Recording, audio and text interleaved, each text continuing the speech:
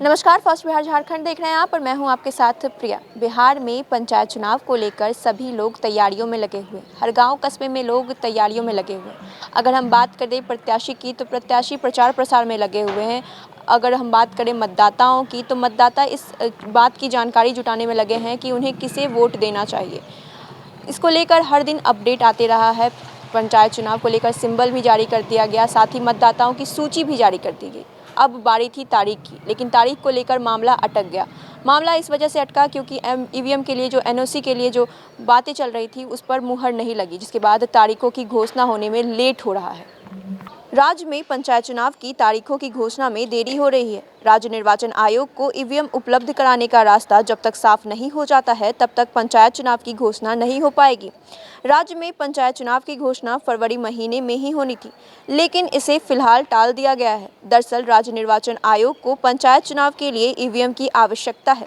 इसके लिए electronic corporation of India यानी ICIAL को भारत निर्वाचन आयोग से अनुमति चाहिए। आयोग में इसे लेकर इलेक्शन कमीशन से पत्राचार भी किया था, लेकिन फिलहाल नतीजा नहीं निकल पाया है। ईवीएम उपलब्धता के लिए चुनाव आयोग से एनओसी नहीं मिलने के कारण पंचायत चुनाव की तारीखों का ऐलान नहीं हो रहा है। राज्य निर्वाचन आयोग इसके लिए हाईकोर्ट का दरवाजा भी खटखटा चुका है।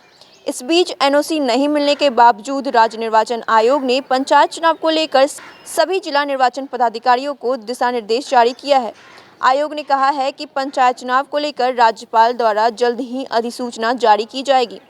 आयोग का निर्णय है कि राज्यपाल द्वारा जारी अधिसूचना के अनुसार राज्य में पंचायतों और ग्राम कचहरी के चुनाव संपन्न कराए जाएं। इस बात का भी जिक्र किया गया है कि कौन लोग पंचायत के चुनाव लड़ सकते हैं और कौन नहीं।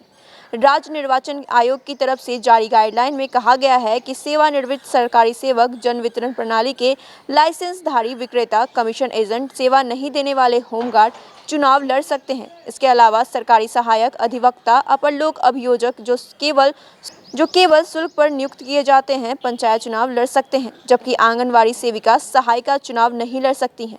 विशेष शिक्षा परियोजना, साक्षरता अभियान, विशेष शिक्षा केंद्रों में मानदेय पर कार्यरत अनुदेशक भी चुनाव नहीं लड़ सकते हैं, जबकि शिक्षा मित्र, न्याय मित्र, विकास मित्र, टोला सेवक और अन्य कर्मी चुनाव नहीं लड़ सकते हैं।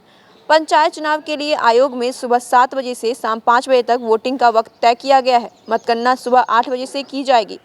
आयोग ने इस संबंध में दिशा निर्देश जारी किया है। खास बात यह है कि एक व्यक्ति एक साथ एक से अधिक पद के लिए चुनाव लड़ सकता है। इसमें अलग अलग पद के लिए अलग अलग नामांकन कराना होगा। तो ऐसे ही अपडेट पाने के लिए आप हमारे साथ जुड़ रहिए। अगर आपने अभी तक हमारे चैनल को सब्सक्राइब नहीं किया है तो सब्सक्राइब कर लीजिएगा। तब तक के लिए धन्यवाद।